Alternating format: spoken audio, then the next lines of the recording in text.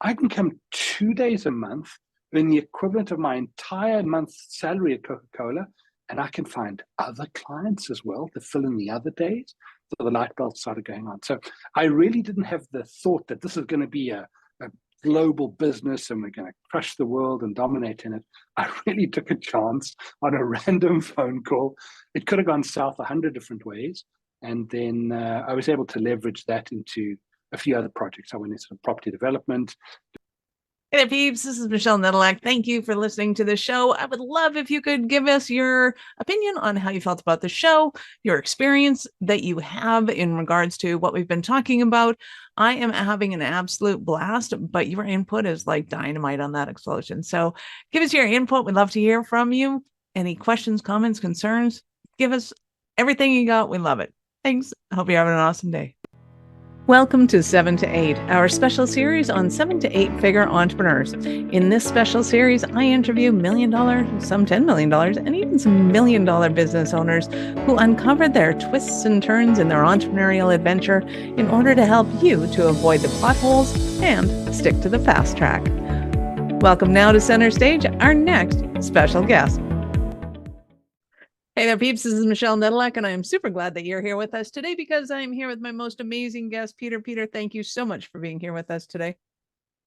I just want the audience to know I didn't pay you to say that. It's very important that's not a paid, and it's not a paid endorsement. Not yet. There will be one midway through the show, but no, I'm kidding. So give everybody the highlight of who you are and what you do for business. All right. Serial entrepreneur, built 6 global businesses, raised tens of millions in venture capital, created more than 200 million in enterprise value over time, over 30 years of business. And right now, I use that experience to mentor entrepreneurs. I take all my lessons and make sure you don't have to learn them. Yeah, hey, thank God there's somebody doing that. So what made you decide to go into mentorship, as you think? A combination of things. Here's one of the stories. So I met a guy on a boat in Mexico. I'm on a boat going out of Puerto Vallarta to a little yoga retreat, and a big hand lands on my shoulder. And I turn around, and it's this big, bald guy. I mean, big. I'm 6 foot something, right? And he's taller than me. And I look up, and he says, "Hi, my name's Bob. I'm not very smart, and I suffer from low self-esteem. Will you be my friend on the boat trip?" And I'm like, "Come on, big fella. I'm your friend. Come sit in the front, and let's chat." Turns out, very interesting fella. He's a coach. And I had him move in with me. Eventually, I convinced him to come and live with me. Leave your wife and come live with me. I need some coaching. Okay. And he did. He moved in with me. And he's a superstar, right? He'd won an Olympic medal and a couple of Grey Cups, and coach of the national wrestling team that won the blah blah blah. So just a superstar in all respects. And he moves in with me, and 24/7 I'm being coached, and changed my life in so many ways. I realized I'm a lousy executive. I'm a good entrepreneur, 0 to 1, but from 9 to 10 takes a different skill set that I honestly didn't have, and I deluded myself into thinking I had. And I realized the power of having somebody embedded in my life, how important it was. So gave that up and said, listen, I'm not going to do business number 7. I'm instead going to harvest all the lessons I've learned and help other entrepreneurs. So that, and probably because I was burnt out. Either one of those stories is true. Either one of those facts. Either I was burnt out, or I had this amazing experience with this crazy guy who came to live with me for a year. Yes. Well, and the contributing factors don't always hurt, I find. It's like, if it had just been that, it probably wouldn't have worked out. But because there were all these other things that kind of salt and pepper the decisions, like, oh, okay, yeah, this tastes pretty good. Yeah, I was burnt out as well. I was diabetic. I was 300 plus pounds, and it's hard driving type A. I was a recovering muscle with less recovery. So needed to right the boat. So yeah, I had to sort some things out. Did it. Lost almost 100 pounds. Reversed my diabetes. Did all the stuff with some coaching, some mentoring, and realized I might have some value to add in the world. Yeah, so. I love it. So I want to kind of back up the bus a bit. We will totally get into the mentoring and what that looks like in a little bit, but kind of backing up the bus, running your businesses, particularly kind of the $1 million businesses and things, when When you started off those businesses, did you intend for them to become as big as they were, or was it kind of a passion project that took off and took a life of its own? How did that all happen for you? Okay, so I'd love to say I had this plan where I analyzed the market, saw a niche, went after it, convinced investors that we're going to make a killing here. The reality is my first business, I started out of desperation. I was fired from my job as a key account sales rep with Coca-Cola. I told my boss to go and fuck himself. And as a result, they showed me out the door. And that was my last job ever. So I'm unemployed. I'm broke. I don't have a company car anymore. So I've got nowhere to get to places. And a friend said, hey, you know, come to the space. I'm having an office space renovated. Why don't you come? You can sit there. There's a phone line and a Yellow Pages. I'm dating myself now, the Yellow Pages. And you can call businesses and see if you can find a job. So it was a Monday morning, and I'm sitting pondering my fate. The sunlight is streaming in, and it's one of those offices that used to have drywall between, but the drywall's been ripped out, and the carpet's still there with the cutout sections of the drywall. This lonesome desk. Not a I'm Herb sitting Tarlick at about office or something. exactly, and I'm like smelling the smoke from the previous smokers that used to be in the office, and just grim, the nicotine stains on those hanging blinds that cheap office buildings have, and the phone rings. Okay, so I pick it up and I say, how can I help you? I don't answer the phone by saying, what do you want? I say, how can I help you? And it turns out the previous owner of the phone was a value-added reseller of payroll software. And so the person calling thought they'd come to a company that did value-added reselling for payroll software, and I didn't disabuse them of the notion. I just kept asking, okay, so tell me more. What version of the software are you using? What was the name of your package again? What computers are you running it on? No worries, I'll be there Friday and I'll solve your problem. What happened is the person who did payroll had absconded. They had a very militant union in their factory, 500 people. If payroll was out by a cent, the union would burn the place down. So no worries, I'm going to be there to solve the problem. True story. So I drove over to the company, bought the developer pack, borrowed a 386 Sunrace, loaded up the stiffies in it, learned to program, decorrupt files, do all the stuff. Didn't sleep for 4 days because I'm determined to not let this person down. And I went and solved the problem. And I ran her payroll for her, did the coinage reports to the bank, all that stuff in the day. This was when outsourced payroll was becoming a thing. And she was super happy with the job. And she asked me, well, how much do I have to pay you for this? And I hadn't thought that far. And so what she offered me was the equivalent of my salary, my entire salary before taxes at Coca-Cola. She said, but you're going to have to come in 2 days a month. And it dawned on me. So I can come 2 days a month, earn the equivalent of my entire month's salary at Coca-Cola, and I can find other clients as well to fill in the other days. So the light bulb started going on. So I really didn't have the thought that this is going to be a global business and we're going to crush the world and dominate in it. I really took a chance on a random phone call. It could have gone south 100 different ways. And then I was able to leverage that into a few other projects. I went into property development, built a risk and treasury management function for large EPCM firms, where I used the ability to outsource payroll, to manage payments to projects around the world. Kellogg's, Root Brown, Halliburton, Fleur, these kind of companies used these services. And I sold some of the core technology I developed off to IBM. Contractor sourcing became a module within IBM's processes at the end of the day. So no, the last iteration I did, though, I wanted to solve a problem in electronic waste. My story there, Michelle, is my mother had died. And I got a letter from my mother after she died. She lived in South Africa. And this letter, airmail arrived, but my mother's dead now. And the letter read, "Dearest Peter, I've just come from a meeting with Michael Musk," and in brackets, Elon's uncle. Because, it's like royalty, somebody we grew up in the same community in South Africa. Michael tells me Elon has launched a rocket ship into outer space and successfully brought it back to Earth and landed it on a platform floating in the Pacific Ocean. How's your career coming along? Love, Mom. I know. So I thought, Thanks, okay, Mom. now I've got to do something. I've got to prove to my mom I haven't been a waste of oxygen. Because I failed school and I wasn't exactly the model kid growing up. And so I set out intentionally to to figure a big problem and then solve it. And electronic waste was the fastest growing waste stream in the world. Nobody really had a solution for it. So with some very smart friends, we found a solution, large scale sound waves. We put them underwater and we extract the precious metals from waste electronics without needing acids or incineration. And so essentially of the 2.5 billion devices that get sold every year, we had to figure out, where do they go to die? Where's heaven for electronic devices?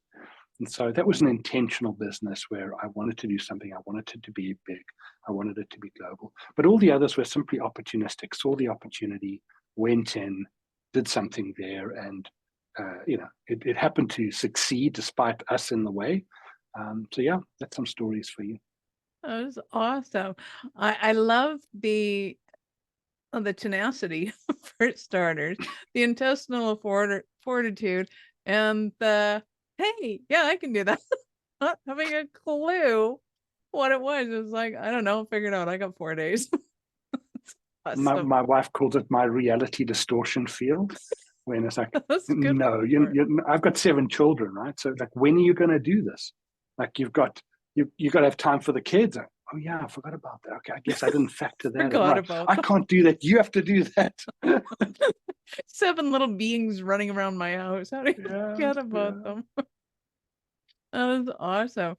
So now when you're working with people and you're mentoring them, what things do you find are most often getting in people's way? Yeah, so it's interesting. It's really the basics that people find hard to grasp. And the basics it's almost always about, so I've got 3 rules, right? So my 3 rules that I apply for everything is, 1, success is all in the setup. And I find people don't do a good job with the setup. For example, I was talking to a client today, have to terminate somebody, but they don't have a comprehensive checklist on how to do this. They don't know 2 of you in the room when you do it. What's the procedure to get the laptop back? Which table do you sit in the coffee shop? Where do you face? Who handles the company car? How does it get cleaned? They don't have this process done. So they lack the setup for how to get this right. Or they don't have a financial model that we can play with forecasts, run scenarios, help them decide what risk to take. So number 1, they don't do a good job of the setup. Number 2, they don't understand. Success rule number 2 is all about relationships. So they very often come with a functional problem. Oh, if I just have, better SEO, my business will do well. Or if only I learned how to sell better. It's always a relationship problem, not enough relationships. So that's another big problem that people make, typical problem. And 3 is they don't have a shift of context, which is rule number 3. So they're unable to see things from a completely different angle. For example, if you're not able to see that this person's actually costing you money in the business, nothing I say or do will help persuade you that if you replace a C player with an A player, there's not only the getting rid of the C player, but the opportunity cost that the C player is leaving behind. So for me, it's the 3 problems are encapsulated in 1. I see people make it all over the time. And the only value I really bring is being outside the jar. I can read the label on the outside of the jar while the entrepreneur is stuck inside. Well, and it is so easy to get stuck in the emotional charge of, yeah, but yeah, but I'm so emotionally charged with this. Yeah. I'm like plugged in on all cylinders, and it becomes a difficulty to see business objectively. Yeah, fascinating point though, being able to see things from different perspectives. Do you find that is a skill set that can be learned? Is it an aptitude that somebody has? Is it something they have to practice? How does one acquire the sense of taking on different perspectives? So 3 things, right? 1 is yearbuts live in the forest. If somebody yearbuts me, I just say, hey, yearbuts live in the forest. If you want to yes but me, this is not a fit, right? 2, there's a phrase by Shelley which goes bastardized: a man persuaded against his will is of the same opinion still. And so I've learned not to try and impose an outside perspective on somebody. If somebody's not coachable, it's not going to happen. And 3rd one that I learned from one of my mentors is, when the student is ready, the teacher will appear. And it really expresses the notion that before I work with somebody, I have a checklist. I send them a 1-pager, and it says, listen, before we're a fit, I need to see if we're aligned here. And I've got my list of things, and it asks some questions such as, have you ever invested in yourself before for this type of thing? Because if you haven't, why are you suddenly doing it now? right? And so I've got my little checklist, and I want to know that we're aligned before we start working. So I make sure I don't waste time with the earbuds, people who know better, the uncoachables. They're there, and I see them lack progress every year. Whereas the people who are open to the coaching, they hit this accelerator, this train, and they start operating in a different atmosphere to the other people who are still making the same mistakes year after year. Is there a level of aptitude or business experience that you're looking for? Like, do they have to be at a certain level in their business?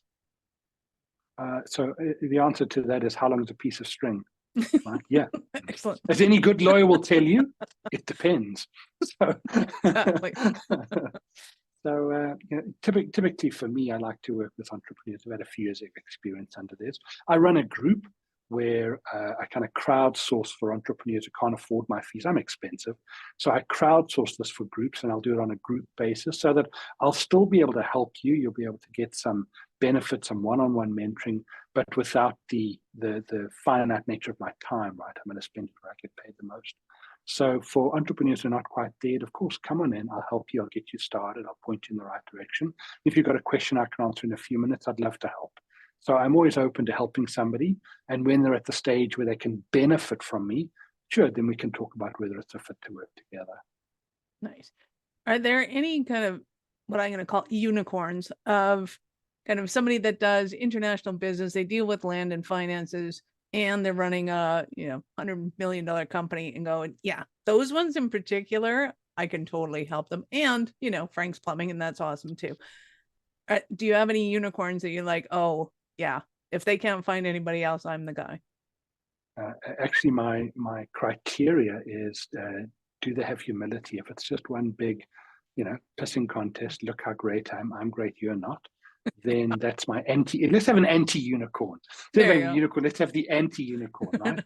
So I've turned down working with guys who built billion-dollar businesses and so on because of that. Listen, if you're the smartest, brightest, most talented, I'm great, you're not type guy, I'm just not interested. For me, Frank's Plumbing is a way better prospect if not all the case, if Frank is humble, if he's got some humility, if he's down to earth, if he's open to coaching.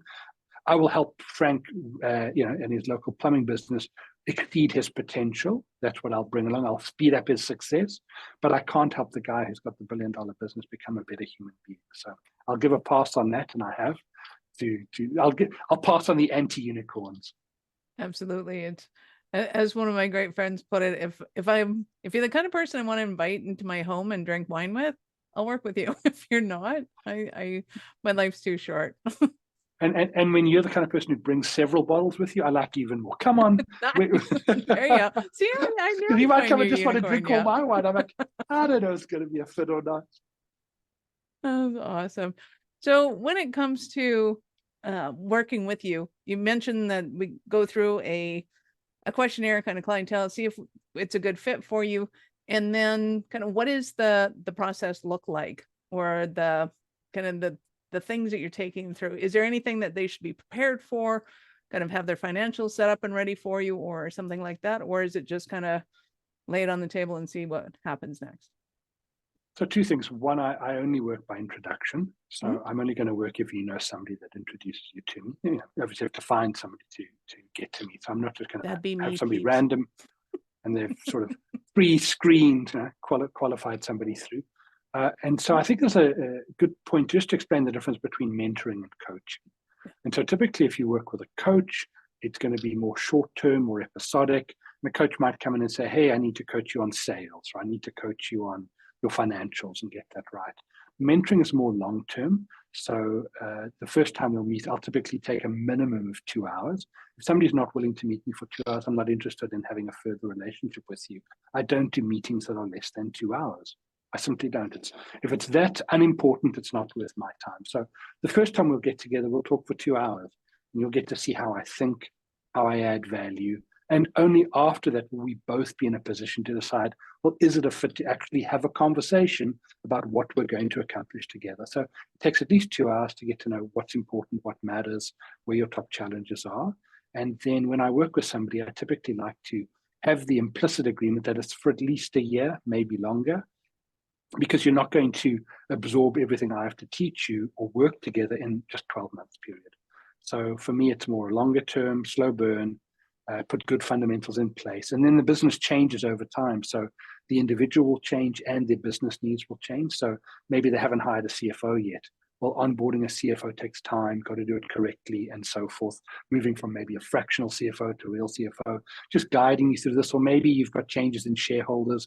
You've got a challenging board meeting coming up. You need some help negotiating that or managing that, or you need to raise extra capital. What does that look like? Or you're in the acquisitions and mergers game. What does it look like there? So there's so many seasons that businesses go through that it's rather I want my potential clients to see me as a mentor rather than a coach coming in for a specific project. Nice. And so what would you say is your favorite part of your business? Double paycheck. Definitely the double paycheck. I get paid once because I add value. And like I said, I'm expensive. People know what they get for.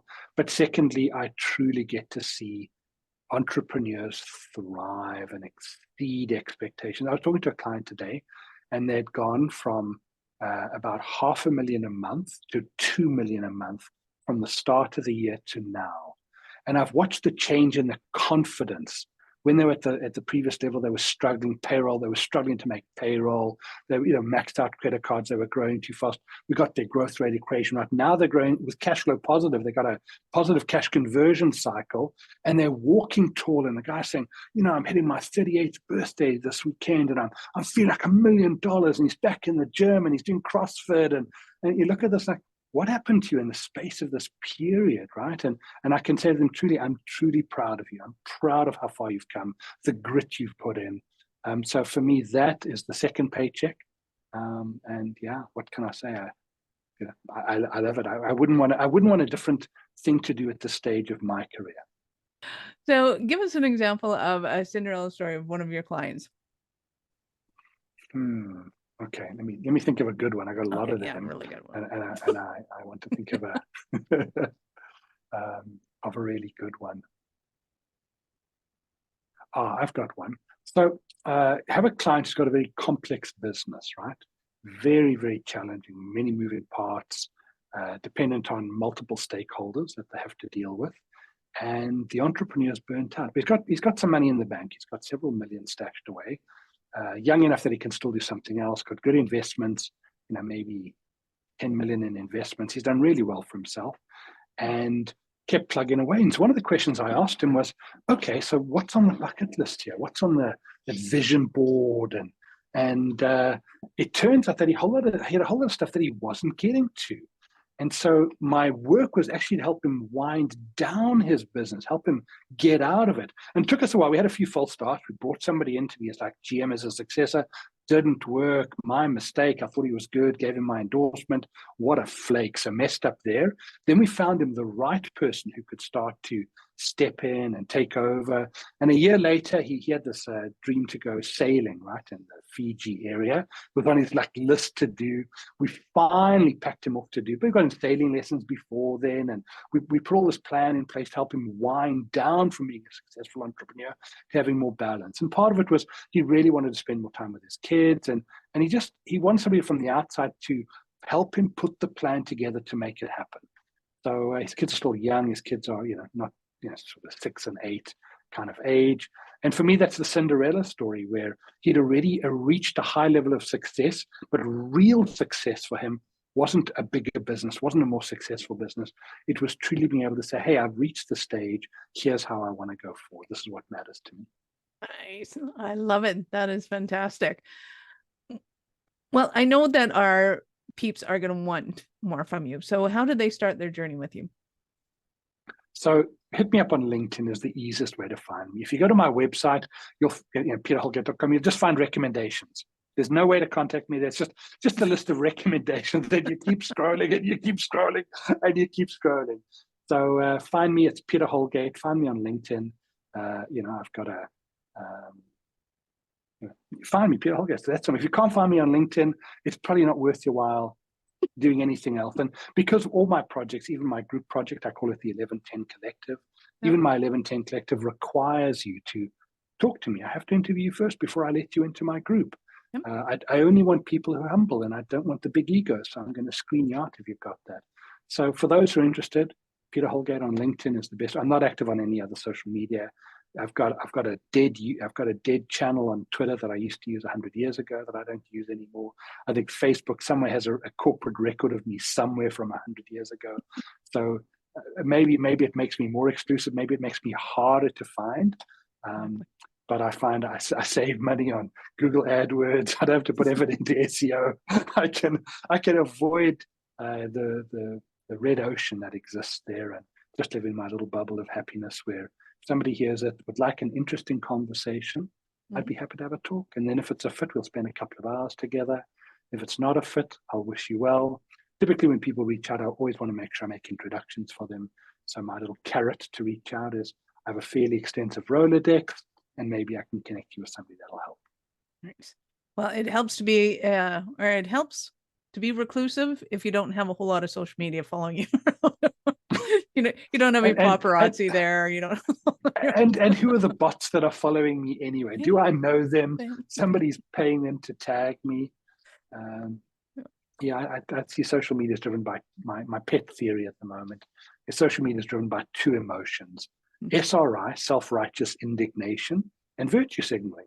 And so I look at this and think, I'm not sure I need any more of that in my life. I'm trying to recover. Right? Remember, I'm a recovering arsehole. I need less of that.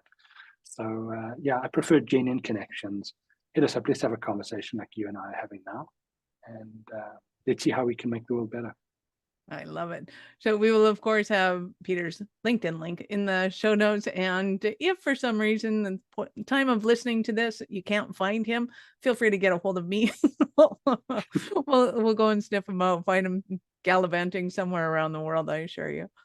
Awesome. So Peter, you have been absolutely awesome. Any last words for our peeps? I forgot a question. Wait. I can't. I get to ask you. At what point in life did you know that you're especially kind of crazy enough to think that you could become an entrepreneur? So I'll tell you another story because it's story time now. So I grew up in a rather rough home. My old man was a drinker, heavy drinker, became a bit aggressive at times.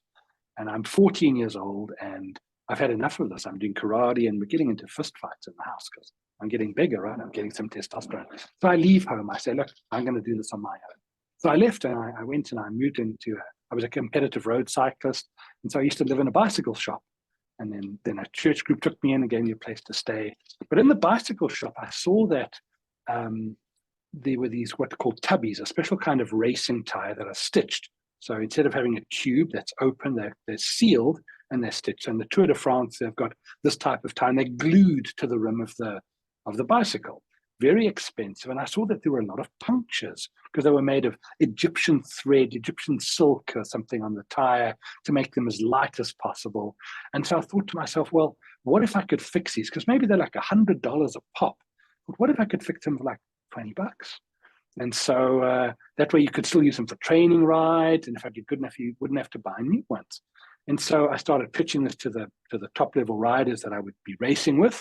And they would say, sure, take it. And $20 is nothing, right? So I'd take them back and I would start repairing them. You'd have to cut open the canvas at the back and then, cut it open, fix the repair, and then take a needle and thread, dental floss through it, have holes in my hands. But I learned how to do this. And it became quite a well-known thing that I fixed these tubular tires. So I'd come back with my shoulders filled with tires at the end of each race, twice a week on the weekends and so on. And so I had a little business going where I'd repair tubular tires. I would outsource some to friends for $5 a tire. So I was making $15 a tire, outsource the balance to friends. And I was living for free in this church type environment. And I was going to school sporadically. School was compulsory back in the day when I was growing up. So I'd attend enough school, get caned once in a while for being late and not getting there in time. And I realized then that I wasn't going to have the same kind of regular mainstream life like anyone else did. And then after that, of course, I failed high school. In these circumstances, you tend not to have any textbooks, or you tend not to be allowed to get to go to university. And I was conscripted into the military. So we had conscription in South Africa at the time, and So I spent many years in the military. After I was 16 when I went in. So I spent time in the military and did all this crazy stuff in the army. And so I've had a very atypical career from, where people typically go to school, go to college, get a job and succeed. So probably when I was 14 and I left home, I'd set out on a different path to most people who are smarter than me. If I was smart, I would have just stuck it out, figured out how to do it, navigated school, gotten a good degree. I wanted to be a geologist. I'd love to have putted with rocks and found oil, found gold deposits. And I would have been super happy doing that. It sounds like you're pretty super happy doing a whole lot of fun and crazy and wild sort of things. I love it. So I do have a question for you. If you could redo anything as far as your business and life career went, what would you have done differently? Oh, wow. So much. The trouble with that question, of course, Michelle, is that as I think through, my brain gets overloaded with how many mistakes I made, how many stupid things I did. I did a lot of stupid things. Yeah. Wow. Well, let's not go with the stupid thing so much as had I not done that thing, it would have sped up this thing and I would have got this thing, as opposed to not getting in trouble, not getting the lashings, not getting all of whatever came. So the question is kind of, what did I learn from, what's one lesson I should have learned and didn't learn? Or advice you'd give somebody else who's going through it and going, don't do that. Yeah, I like to avoid giving advice as much as possible because right. I'm arrogant enough as it is, and I'm giving you advice on top of that. So for me, it was, I didn't quite understand how important, rule number 2, right? It's all about relationships. I didn't understand how important alignment was and not getting into the wrong relationships. So it's okay to get into the wrong relationships as long as you can get out of them, right? So rule number 1 is don't get into the wrong. I got into the wrong relationships. Not that they were good or bad people, but it was my mistake to enter into the relationships with the wrong individuals, and that probably caused more stress in my life than anything else. Because when you're in relationship with the wrong parties, you can't solve problems, you can't reconcile, you can't move things forward. When you're in a relationship with the right people and things go wrong, no worries, you can fix it, you can solve it, you can collaborate. So I think my biggest mistake was getting into relationships, getting into business with the wrong people, rather than being very judicious about who I work with. I love it. You have been absolutely awesome. Now, any last words for our peeps? Yes. I wanted to say, if you haven't connected with Michelle, you need to. She's way more fun than she comes across as a podcast host. Seriously, connect with her. She's like more fun. She's been asking me the questions, but this is my endorsement of Michelle to finish Michelle's podcast for Michelle. Seriously, ton of fun. Absolutely have to connect with you. I think that you're doing this. It's awesome. I get your emails. I love how creative and dynamic you are within your business. So yeah, I'll just give you an endorsement back to close your own podcast. How's that? You're so sweet. Thank you. Yeah. Awesome. And thank you for being more recovery. Thank you so much for being here today. I appreciate it. And I know how valuable your time is. All good. Thank you, Michelle. Awesome. Peeps, this is Michelle Nedelec. Thank you for being here with us today. Be sure to subscribe to the show, share it with your friends. We love helping entrepreneurs grow. Thank you for listening to 7 to 8. If you're interested in upping your speaking game, be sure to connect with our guests with the links in the show notes and connect with me to see how we can help you get your tech done for you and help your speaking dreams come true.